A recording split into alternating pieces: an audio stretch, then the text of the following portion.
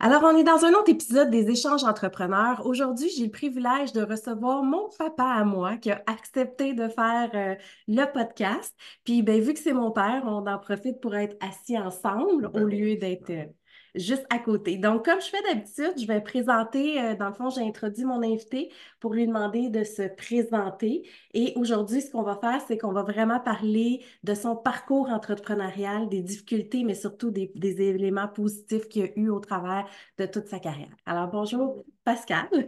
Bonjour Christelle, ma Alors, fille. j'aimerais ça que tu me présentes un petit peu, ben, en fait, ce que tu fais aujourd'hui, puis rapidement ton parcours entrepreneurial.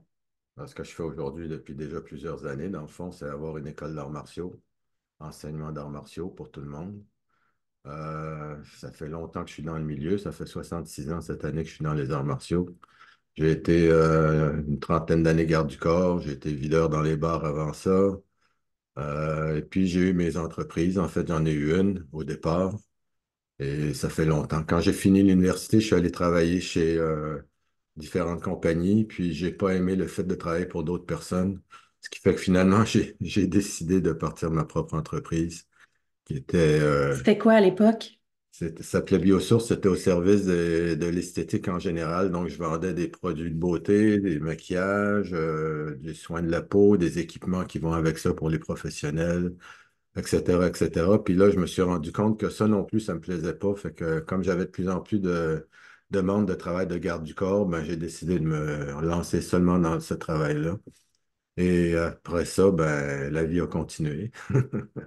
Et si on revient un petit peu, dans le fond, pour faire un parcours historique familial, ta mère, qui est ma grand-mère, est Édith Serré, et ben, elle est décédée il y a plusieurs années. Donc, elle a été une pionnière de l'esthétique au Canada, C'était pas une pionnière, c'était la pionnière la pionnière de l'esthétique au Canada. Il y a en d'ailleurs Amérique du Nord. en Amérique du Nord, et il y a d'ailleurs une rue à son nom sur la rive sud de Exactement. Montréal. Oui. Puis, est-ce que ça a été une influence parce que c'était une entrepreneur aussi? Est-ce que ça a fait partie de tes influences ou tes décisions? Pas directement, mais indirectement, parce que c'était une personne qui était assez indépendante, qui voulait d'ailleurs l'indépendance de toutes les femmes, était assez féministe sur ce côté-là. Fait que c'est un bon exemple dans ce sens-là. J'ai pas voulu travailler pour la compagnie non plus parce que j'étais moi aussi indépendant. Et c'est pour ça que je suis parti de mon côté faire mes choses. Puis là-dessus, je te comprends parce que même si ça fait partie de mes influences aussi, puis comme un peu comme toi, moi, j'aime bien avoir mon indépendance, mes propres projets, puis Ouais. reprendre une business familiale, ça doit pas toujours être Non. facile non plus. Mon neveu a repris l'entreprise familiale, Alain. Il le fait très bien d'ailleurs. Et puis, ça fait des années maintenant.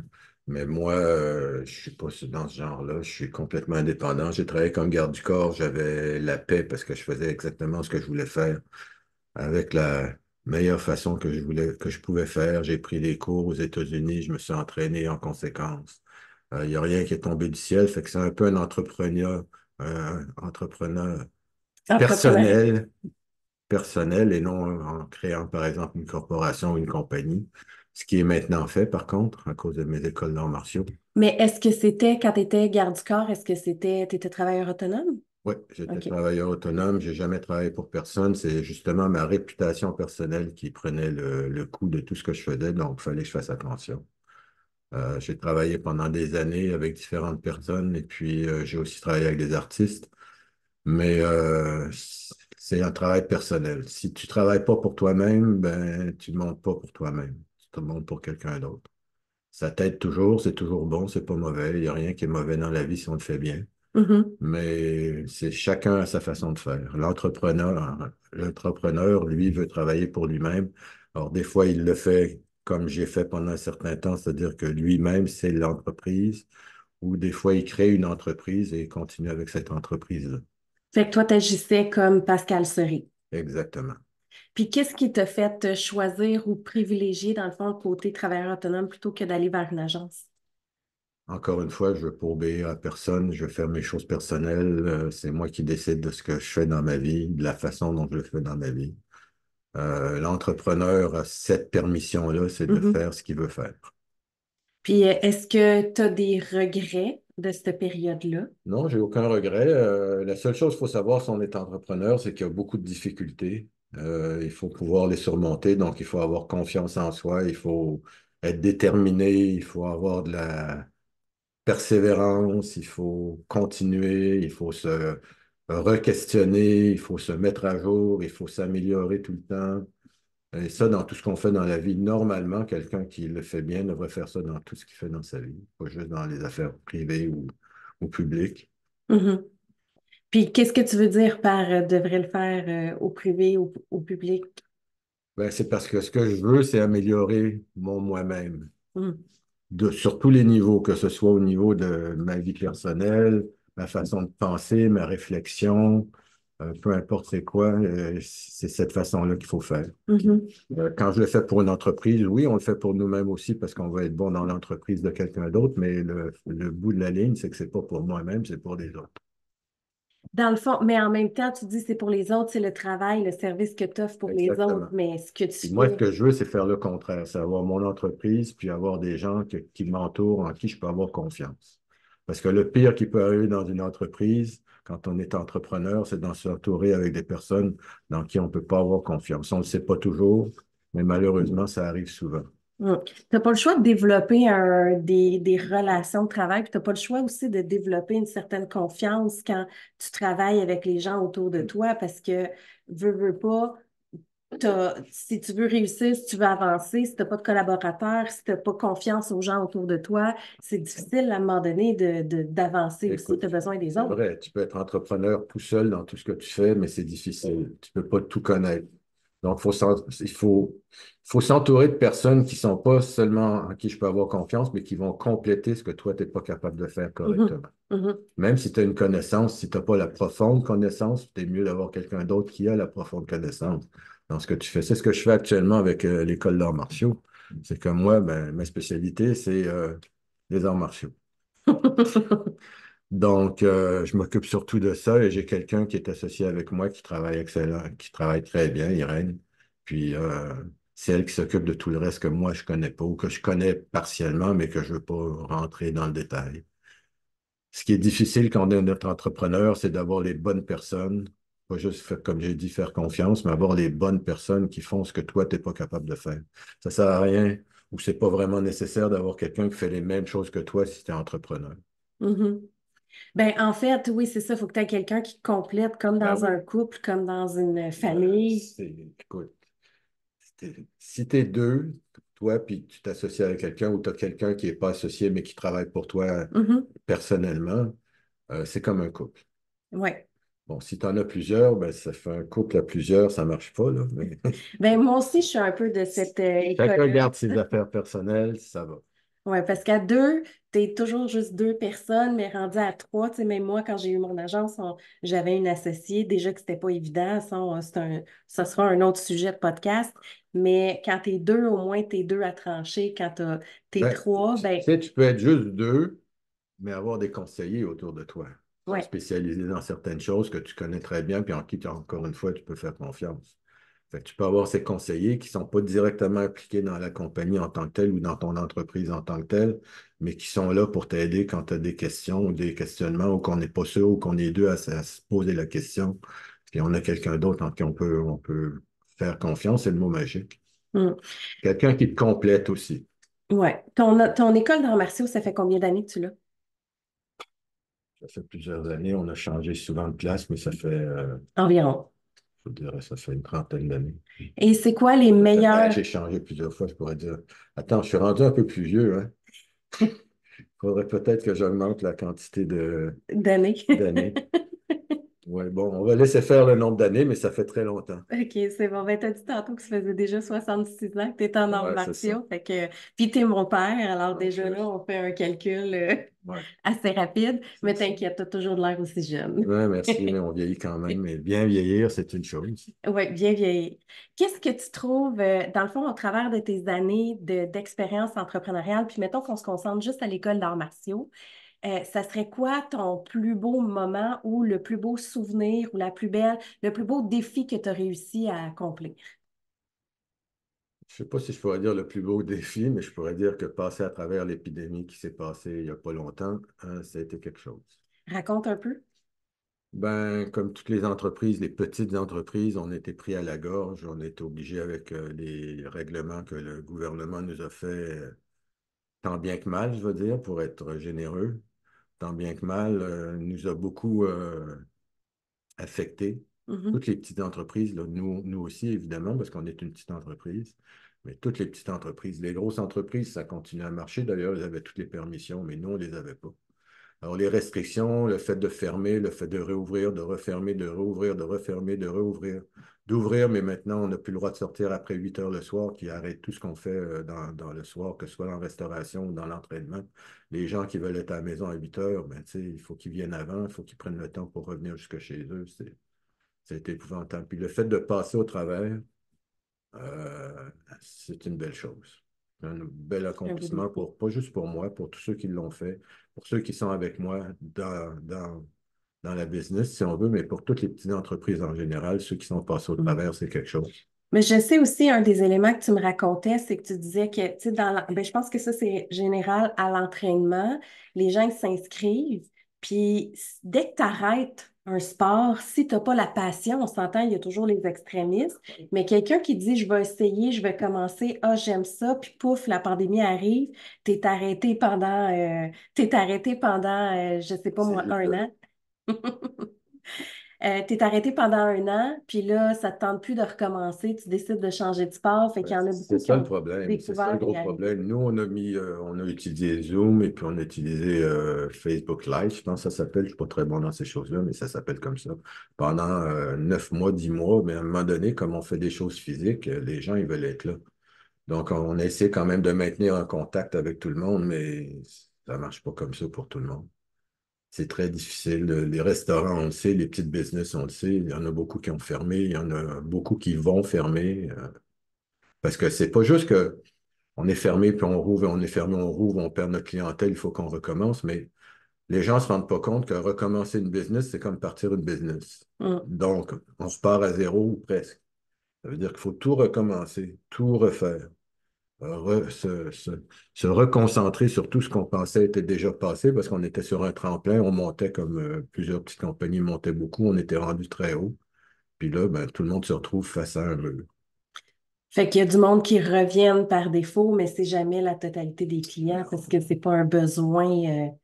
Tu perds beaucoup de clientèle parce qu'ils ont décidé de faire autre chose ou de rien faire du tout parce que pendant la pandémie, ils ont décidé de rien faire puis ils sont restés sur cette habitude de rien faire. Mhm, C'est difficile de repartir tu sais, dans les sports qui sont vraiment physiques, là, parce qu'il faut quand même faire des arts martiaux. Si on les fait sérieusement, puis si on fait des arts martiaux sérieux, il faut s'entendre que c'est de l'entraînement physique puis c'est beaucoup de travail. Moi, je m'entraîne encore 6 jours par semaine. Je m'entraînais 7 jours avant, mais je suis vieilli, j'ai vieilli. Faut que six, 6 jours par semaine, c'est assez pour l'instant. Mais il faut se rendre compte que c'est pas tout le monde. Il y a beaucoup de gens qui veulent faire ça 2 fois, 3 fois par semaine, peu importe l'entraînement, là, dans n'importe quoi. mhm. Puis c'est correct, tout le monde a son propre choix. Mais c'est difficile de recommencer. Donc, on a perdu beaucoup de clients, comme beaucoup ont perdu de clientèle. Et effectivement, c'est beaucoup de nouveaux clients qu'il y a maintenant. OK. Puis de positif au travers de ça, dans le fond, tu es content d'avoir vécu puis de dire, OK, ma business est encore là, j'ai encore des clients, Ben, c'est une belle expérience. Je veux dire, c'est pas une bonne expérience, mais c'est une belle c'est une expérience. expérience. Ben oui, parce que ça t'oblige à faire des choses que jamais tu aurais pensé faire. Ça t'oblige à rester responsable de ce que tu as. Parce qu'il ne faut pas oublier que malgré tout, l'argent ne rentrait pas, mais les dépenses, elles continuent à se faire. Hein. Mhm. Hydro-Québec nous a jamais dit, oh, on va vous laisser payer dans un an ou dans 2 ans ce que vous devez à ce moment-là, on va l'effacer. Il n'y a personne qui nous dit ça aux petites compagnies. Donc, on est obligé de tout refaire à zéro. Mm. Puis il y a beaucoup de compagnies, tu sais, dans ce qu'on entendait, des gens qui sont peut-être pas en entrepreneuriat, c'est ah, ben, tu sais, comment ça, t'as pas de coussin, comment ça, t'as pas ci, mais il y a une réalité qu'une business a des dettes parce Ouais. qu'elle emprunte, t'empruntes dans ton cas des tatamis, des logiciels, des ci, tu sais, un paquet d'affaires, la bâtisse, la location, tu sais, c'est souvent, ben, tu as besoin de ce revenu-là pour combler toutes ces dépenses-là aussi, puis c'est Oui. pas tout le monde qui a un gros coussin. Puis même ceux qui avaient un Je coussin. dirais que ceux qui ont un gros coussin, c'est plutôt rare dans la petite business. Ouais. OK, c'est plutôt rare. Mais c'est pas la seule chose qui compte, mais effectivement, ça aide beaucoup. Mais le coussin, quand tu es arrêté pendant plusieurs mois ou plusieurs années, comme on a été, le coussin diminue vite, puis il reste pas épais longtemps. Non, c'est ça. Puis quand tu es deux entrepreneurs dans la famille ou dans le couple, là, c'est encore plus difficile quand les deux sont fermés. Ouais. Ouais. Ouais. Puis le côté aujourd'hui, avec le recul, avec où est-ce que tu es rendu, qu'est-ce qui te fait qu'est-ce qui te valorise le plus dans l'entrepreneuriat? Moi, ce qui me valorise le plus, c'est de voir que tout le monde est content d'être avec nous. Tout le monde trouve qu'on leur donne un excellent service. Puis quand je dis on, c'est pas juste moi. Si je parle de ma business, c'est sûr, c'est moi parce que c'est ma business, mais j'ai, comme j'ai dit, mon associé Irène qui est là-dedans, qui travaille fort beaucoup. J'ai les instructeurs qui sont là, qui travaillent fort beaucoup. C'est tout ce monde-là qu'il faut remercier dans ma petite entreprise. Puis dans n'importe quelle petite entreprise, on n'est jamais tout seul, même quand on est tout seul. Pourquoi? Parce que j'ai dit qu'il faut s'entourer des bonnes personnes. Oui, parce qu'il y en a qui ont tendance à faire, tu sais, à se dire, c'est ma business, je le fais à ma vision. Mais je pense que quand tu vas chercher de l'aide, tu sais, dans le fond, moi, je suis une coach marketing. Fait que moi, je sers d'aide pour les Exactement. C'est pour entrepreneurs. ça que je dis qu'on a besoin de conseillers autour, que ce soit des gens Exact. qui sont personnellement nos amis ou qu'on connaît très bien, qui sont nos conseillers, ou que ce soit des personnes comme toi qui ont une entreprise différente, qui est justement dans ce cas-là pour le conseil. C'est sûr qu'il faut s'entourer de ces gens-là tout le temps. L'autre chose que la pandémie a fait, c'est que c'est pas juste qu'on peut être content qu'on est reparti, mais il y a plusieurs personnes qui auraient voulu, par exemple, être entrepreneurs, mais quand ils ont vu tous ces problèmes-là, ils se sont dit, moi, je ne serai jamais entrepreneur, je vais aller travailler pour quelqu'un d'autre. Oui, parce que quand tu es entrepreneur, c'est toi qui as 100% de la responsabilité. Exactement. Quand tu as des employés, encore plus. Tu sais, si on remonte à il y a longtemps, je me permets de le dire parce que ça fait quand même plusieurs années. Tu m'avais dit une chose, puis c'est vrai parce que je l'ai expérimenté quand moi j'ai eu une agence. Quand il y a des problèmes financiers dans une entreprise, puis que tu as des employés, ben, tu ne tires pas de salaire, tu donnes le salaire à ton Mais employé. oui, ça m'est arrivé déjà dans ma première entreprise quand j'avais des problèmes. Il y a eu des problèmes à cause qu'un de mes fournisseurs est tombé en faillite, donc je me suis retrouvé à zéro. J'ai eu aussi un gros vol qui a vidé la place le temps qu'on se renfloue. Les gens qui ont besoin de nos affaires les ont pas, ils vont trouver les affaires ailleurs. Euh, Quand j'ai repris avec mes employés, ben, eux étaient payés full-time, évidemment, puis moi, ben, je prenais ce qui restait, puis des fois, il restait pas grand-chose. Fait que, tu sais, la belle vie, puis ce que les gens, ils voient, là, c'est pas toujours ce que l'entrepreneur vit, là. Tu sais, le monde, ils se disent, ah, wow, t'as une business, tu dois faire de l'argent comme de l'eau, mais c'est pas vrai. Ben, c'est pas vrai. Ça dépend de la Ça business. dépend de la business, puis ça dépend comment on travaille sur notre Mhm, business. Si on peut avoir deux business similaires. Si un ne sait pas comment travailler, puis ne sait pas comment s'entourer, ben, il ne fera certainement pas ce que l'autre fait avec des bonnes personnes autour. mhm.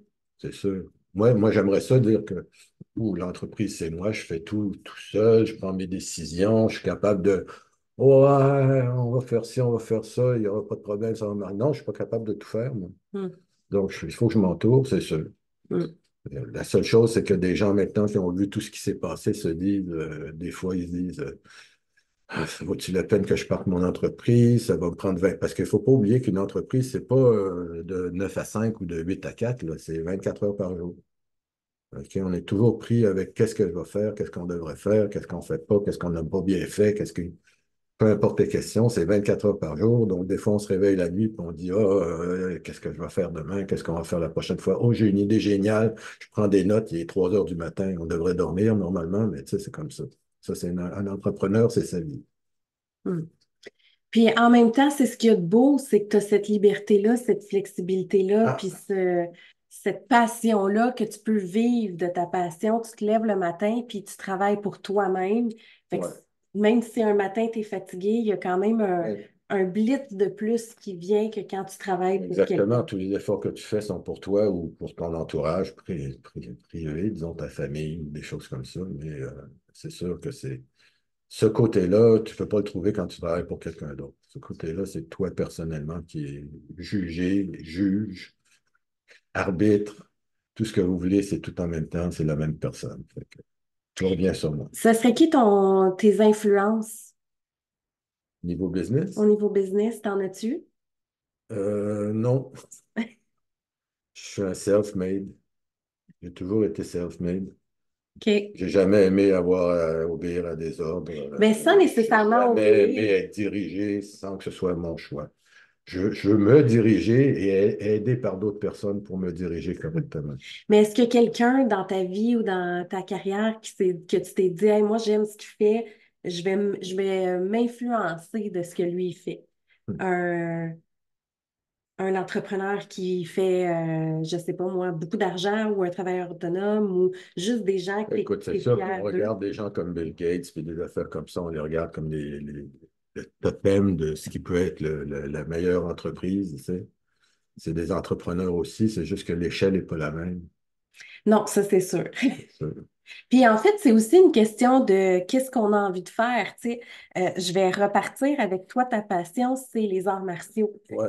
Fait que tu peux pas devenir une entreprise comme, ben là, on s'entend, Bill Gates, il y en a juste un, là, mais qui est parti de son sol, qui a Ben, il y en a développé eu une d'autres, mais je idée. veux dire, c'est tout le même principe. Ouais, c'est ça. Ouais, mais il y a une question de passion et de ce qu'on veut faire aussi. Puis quand tu es en entrepreneuriat, ton but, c'est pas de devenir multimillionnaire au début, surtout quand on veut devenir travailleur autonome, c'est Non. d'être autosuffisant. C'est d'être autosuffisant. Puis quand j'étais garde du corps, c'est pour ça que j'ai jamais travaillé pour personne en tant que compagnie là, de garde du corps. J'étais personnellement impliqué.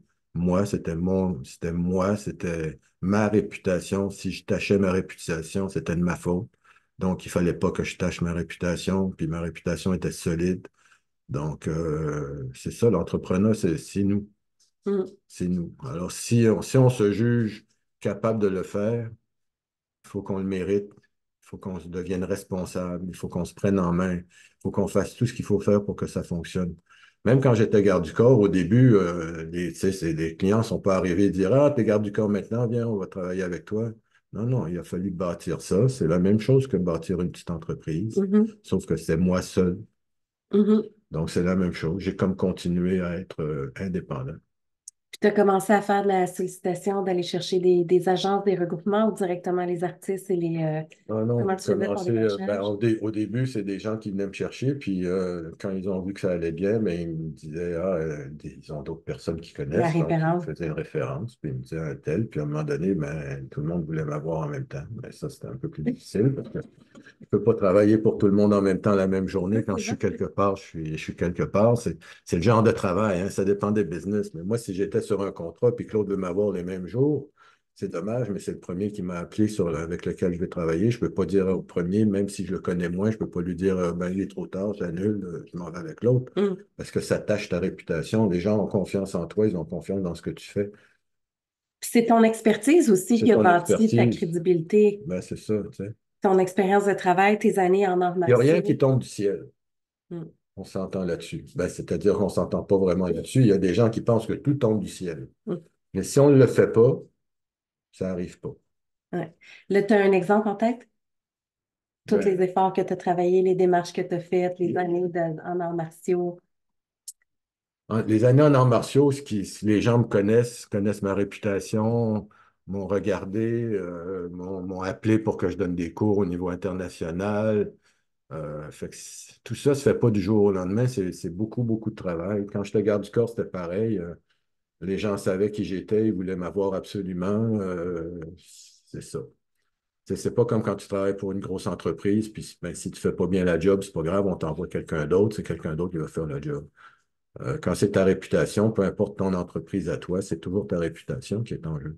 Même si tu es malade, tu y vas, même si T'es tu malade. es Moi, je veux dire, les seules fois que j'ai arrêté de travailler, c'est quand j'étais opéré puis je sortais de l'hôpital. Sinon, j'étais à job malade, pas malade, ça ne change rien. avec beaucoup d'Advil. Ça dépend des fois c'est des Tylenol. Mais non, c'est ça, c'est une entreprise. Écoute, c'est une petite entreprise. L'entrepreneur, lui, c'est lui, l'entrepreneur, c'est l'entreprise. On Mm. parle d'une personne ou de quelques personnes qui entourent, c'est tout. On parle toujours de la petite entreprise ici. Mm. Puis c'est une réalité qui est différente.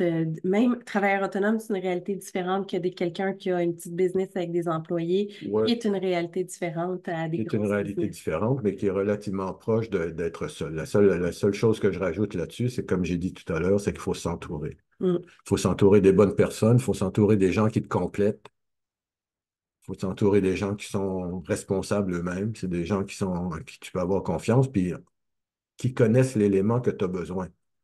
S'ils ne connaissent pas ce que tu as besoin, tu n'as pas besoin de les avoir. Mm. Ouais.